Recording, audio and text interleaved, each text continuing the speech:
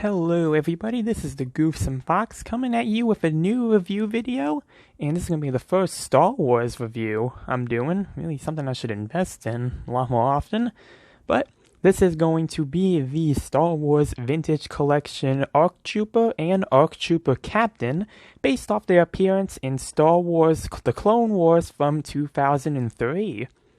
So, very cool figures. I'm glad that they finally made some versions of these characters, because these are some troopers I've been looking for a long time now, but couldn't find any, because they do get kind of pricey for the old figures.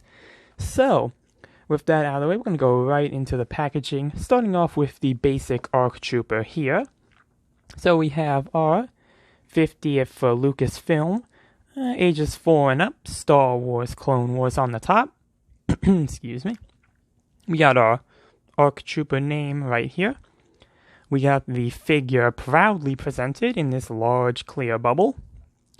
And some also nice artwork going on here from the show. The Kenner logo right here. Warning logo, choking hazard, small parts not for children under 3 years.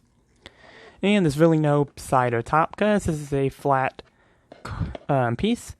Down the back we have some more artwork going on. Star Wars The Vintage Collection at the bottom.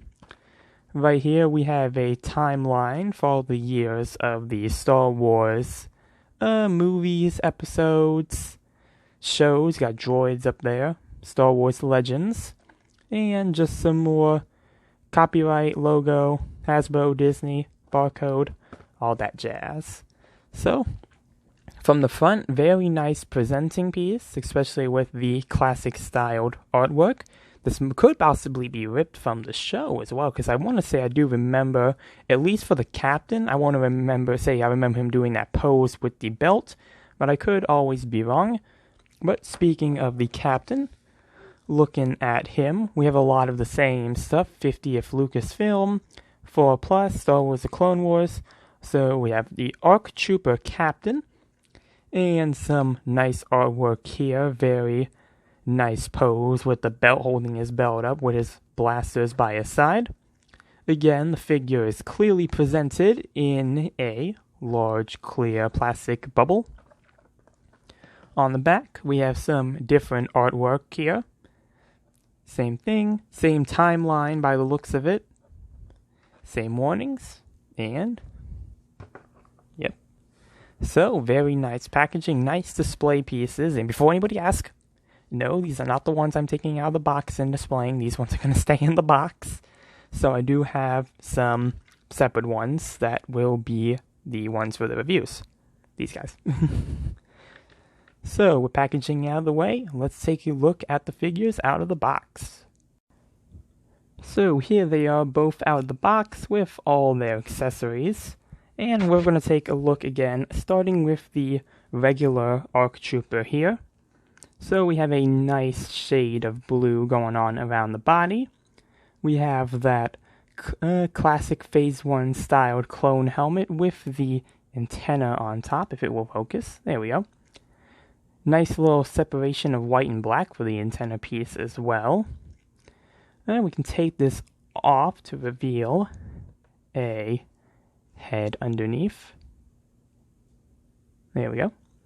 A very nice sculpted head. I mean, looks very much like a traditional clone trooper, even though I don't think they really took their helmets off in the show. This might just be, from reusing the ARC Trooper, just the clone trooper mold in general. But we're going to put that back on. There we go. We have a nice shoulder pauldron going on here. Nice double-sided, half light gray, has some half blue, with some pouches on the side. Nice detailing there. The arms have a lot of blue on them, like a large blue stripe going across the body. Move the arms up a bit. Around the waist, we have a gray belt, light grayish belt, bit of white on the back, and we got holsters for the blasters. You have a nice cloth waistcoat going on. So that's very cool. Wraps around the entire body except for the middle. Underneath that, you do have some bit of blue, but mostly your standard clone trooper legs. Also got the black under detailing from the armor, or not the armor, from the undersuit, and just some white boots. So, overall, very cool. Looks very much like it does in the show, and honestly, I feel like if you gave it the Captain Rex, like, head markings, this could look like a very convincing Phase 1 Captain Rex. So, very cool right there. Taking a look at now the ARC Trooper Captain. So, you'll probably notice that these figures are exactly the same, which they are. So the Captain has basically has the exact same detailing as the regular ARC Trooper, but now in red, which, is mainly accurate to the show. Again, you have the helmet that can come off, which shows the same head underneath. Don't put his helmet on backwards. There we go. And again, very nice red detailing going on. You got your shoulder pauldron, again with that red going around. Very prominent red stripes on the arms. That gray belt with holsters. And the cloth as well, but now the lines are a dark red instead of a dark blue. Some red on the knees. And your clone shoes. So overall, very similar figures, but if you want one in red, you have that option. So, moving on to our accessories, and you probably realize we don't have a whole lot of them for these guys. Mainly, the only accessory we have, there we go, get it to focus. I'll just show one so it can try to focus. There we go. There we go. We get two of these blasters, and I'm just going to refer to these as the Deagles, because that's what they kind of look like. And you get two of these with each of them, so you can dual wield. And pretty much putting that in the hands is super simple. Both hands have trigger finger styled hands, so you just got to slide that in. Just make sure that the trigger finger is aligned like so. And then you just get your other blaster. Put that in as well. Make sure the trigger finger is lined up. And there you go. You got both of your blasters.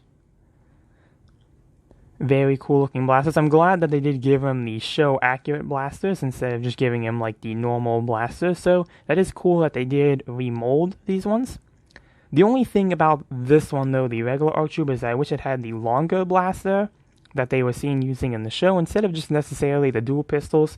But the dual pistols are still pretty cool. And I guess if you want to technically say, the helmet could count as a separate accessory because it does come off. And you couldn't also hold it as well. And I think the waistskirt here is supposed to come off. There we go. So the belt, the belt can come off, but not the waistskirt by the looks of it. Yep, that is kind of attached to there. So you do have a detachable belt. So if you want to count that as a separate accessory, you can. And again, same dual pistols here. But for this one, I'm going to show off with the holsters. These actually can stretch open. They're made of a flexible plastic, which is very useful for these because they have these round barrels. So they don't slide in traditionally, but it helps you kind of wrap around, kind of get it in there a bit. Let me see, didn't go in correctly. Just gotta line it up just right. There we go. And that simply holds in place like so. And again, with the helmet, you can take it off and have him hold it if you'd like. And then you can just have his blaster in his other hand. Again, you do get two of them with each figure. So, let me show him first. There we go. So you can have maybe a bit more of a casual type pose, just kind of holding his helmet. So very limited accessories, but still very cool nonetheless. I like when they give the clones the helmets that you can take off. I think it, adds a bit more, adds a bit more to what you can do with them. You can have them more casual. You don't have to necessarily have them fighting per se. But overall, limited but cool. I think it has what it needs. Again, I do wish the regular ARC Trooper had the longer blaster that they were seen using in the show. But the pistols do work since they are still the show-accurate models. So with that, I think I can give it somewhat of a pass for that one. But overall, pretty cool. Moving on to articulation, we're going to take the ARC Trooper here. These figures are, again, exactly the same, so the articulation, in theory, should be roughly similar. And I think he's trying to focus on the captain in the back. So you have a head that can move 360. I'll take the helmet off a bit because I might be able to get more movement. And I can kind of look up, kind of look down a bit. Got some side to side. Again, you got that 360 movement. Arms can move up this far. They are limited by the waist pauldron. They can kind of move back a lot farther though. But there we go. So kind of that far forward and that far back. Arms can move out when they want to.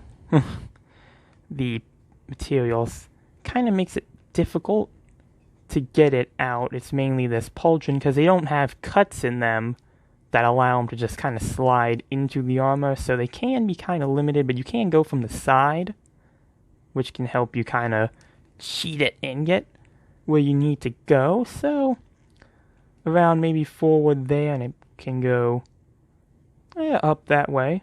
So you can't get it all the way out, but you can get it still pretty decent. Have what looks like a 90-degree bend there. You also have some rotation there. No upper rotation, just rotation there at the arm. And this hand, sure, don't focus on the captain. It's this bright red color. I'm going to move him to the side. There we go. So you have the arms here. They can rotate 360. And you have very flexible hands, which really doesn't count as articulation, but they do help with the blasters. And you have, well, you should have, if I'm not mistaken, should have some arm movement on the joint. And I think this one, it might go this way. So it might go more into like a sword handling position. Might just be making things up. You have a full 360 at the waist. The legs have a nice spread, even with the cloth there. Well, they can move up like that, but they do have a weird thing where they like to kind of turn a bit. Backwards just kind of kicks them out to the side. The legs on vintage figures are just kind of weird sometimes. I think there's like a way you have to turn it to really make use of the articulation. But still a nice kick going on there. A 90-degree bend at the leg. And foot has some up and down. Not really an ankle pivot though, which kind of sucks because it can somewhat limit the posing you can kind of get with these figures.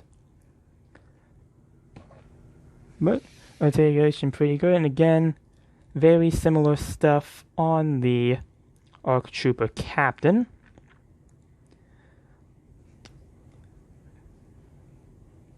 So, yeah. And the articulation for the scale, I will say that the articulation is pretty good for what it offers. You can still get them into poses, but the lack of things like an ankle pivot could make it a tad bit harder. But I think for like the small scale figures that they do compare very well with some of the older figures.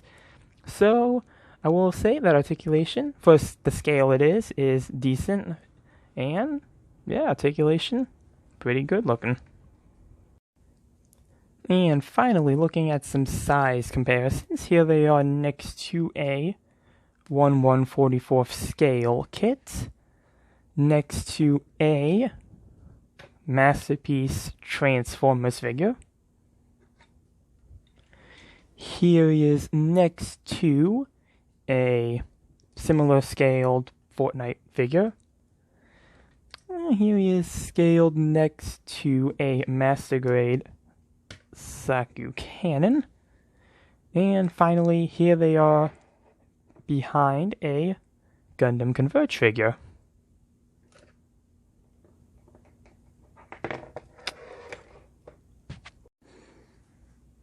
So, overall, I'd have to say that both of these are pretty cool, like, Clone Trooper figures. I really haven't seen a bad Clone Trooper figure in my time of getting Star Wars figures. But I will say that they are pretty cool, especially for newer releases. I'm glad that they did this. And I would recommend getting these ones, especially now if you can, because these are recent releases and they are Walmart exclusives. So that's going to probably pose a problem on the aftermarket, like it already kind of has. The prices are rising up, especially for the Captain.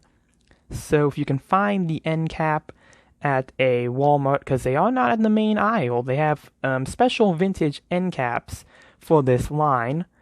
I would say try to find it and see if you can get any of the characters you want from that line. They have also a battle droid and 3 of the 3 Jedi characters.